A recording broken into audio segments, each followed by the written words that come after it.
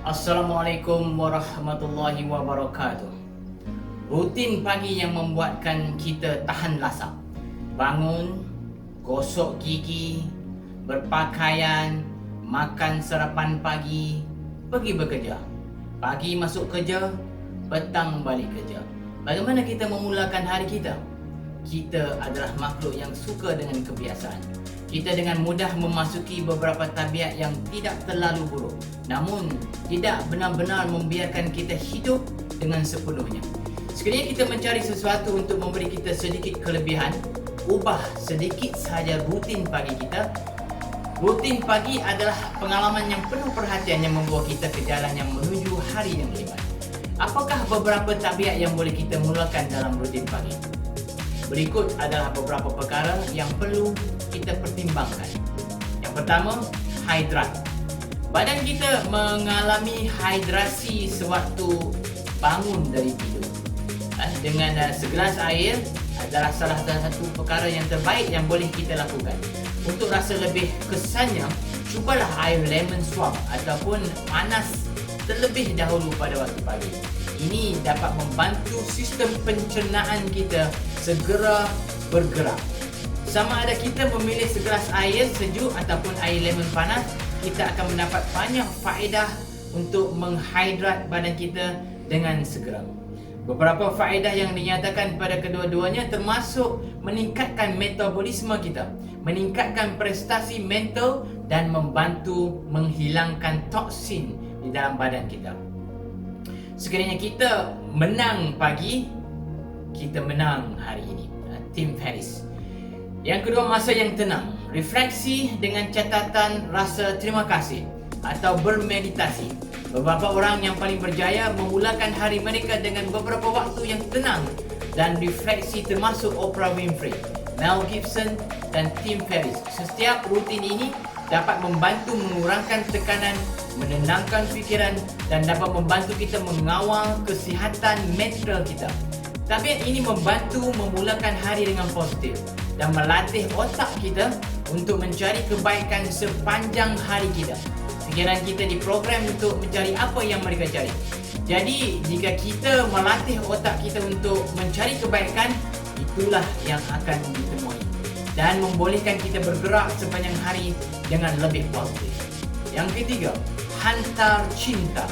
Ini mungkin kedengaran sedikit luar biasa dan kaedah ini diajar oleh Bob Proctor dan ini adalah pelajaran penting dalam pengampunan. Setelah menyelesaikan catatan ucapan terima kasih, bermeditasi, luangkan masa untuk menutup mata, fikirkan seseorang yang kita hadapi dengan masa yang sukar dan kirimkan cinta kepada mereka. Jangan memikirkan apa yang telah mereka lakukan atau mengapa kita marah kepada mereka. Cukup kirimkan cinta dan tenaga positif kepada mereka. Walaupun kita mungkin mendapati bahawa tenaga positif yang kita sampaikan seolah-olah meruntuh beberapa cabaran yang kita temui dengan mereka, ini adalah mengenai kita dan tenaga yang kita keluarkan ke dunia. Apabila kita menahan kemarahan atau terus menghadapi cabaran dalam fikiran kita sendiri dengan orang lain, ingatan buruk tersebut tetap bersama kita. Seperti petikan dari Gautama Buddha, memegang kemarahan adalah seperti menggenggam bara api dengan tujuan membuangnya kepada orang lain. Kita yang terbakar. Menghantar cinta adalah ilmu yang hebat.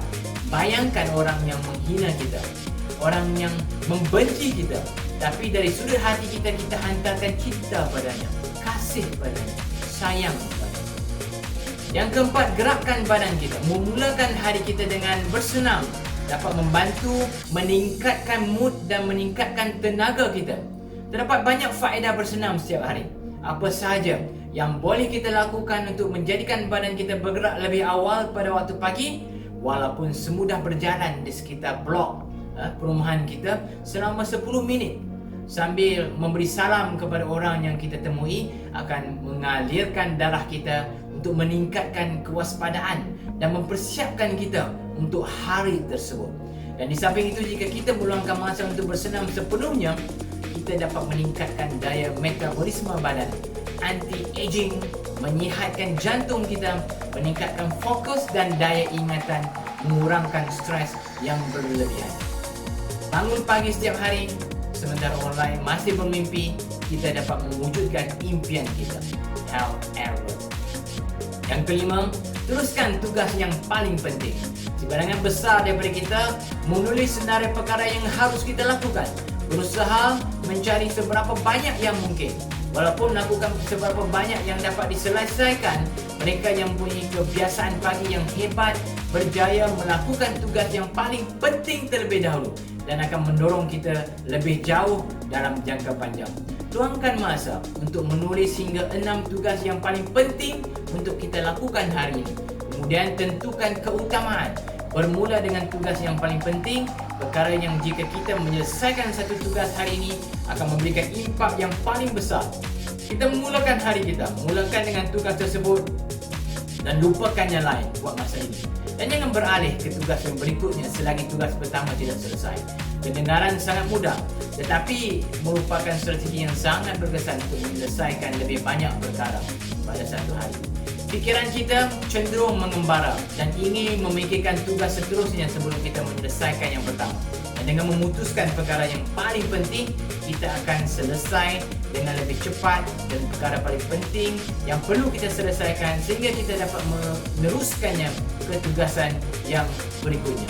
Memulakan hari kita dengan tenaga yang positif boleh memberi kesan yang besar sepanjang hari kita. Cuba amalkan selama beberapa minggu. Saksikan perubahan positif dalam hidup kita. Komentar. Dalam Islam diajar untuk kita memaafkan sesiapa saja yang mungkin mengguris hati dan perasaan kita sebelum kita tidur malam. Untuk apa? Tidur di malam hari adalah seolah-olah kita dimatikan. Jika sekiranya kita dicabut nyawa sewaktu kita tidur, sekurang-kurangnya selesai masalah kita dengan kawan-kawan kita yang mengguris hati kita tadi. Bila kita memaafkan orang lain, kita menyucikan hati kita dari sifat dendam dan amarah. Berterima kasih dengan apa yang telah kita lalui sepanjang hari. Maka tenanglah hati kita untuk tidur lena di malam hari. Tidur seawalnya dan bangun awal untuk memulakan hari kita dengan solat subuh berjemaah, dan ini adalah salah satu meditasi dalam Islam. Solat adalah ibadah yang mendekatkan kita kepada Tuhan Yang Maha Esa, dan ini adalah satu meditasi yang terbaik. Menyucikan hati, menumpukan sepenuh perhatian kepada Yang Esa, dan ketenangan yang hakiki akan hadir dalam ibadah solat kita. Jika kita masih tidak boleh beroleh ketenangan dalam solat, betulkan solat kita. Kita mulakan bangun pagi dengan Alhamdulillah, dan segala puji bagi Allah atas kurniaan hidup pada pagi kita. Dipanjangkan usia ke hari ini, diberikan kesempatan untuk menikmati hidup pada hari ini. Itulah cantiknya Islam. Salam Nusantara.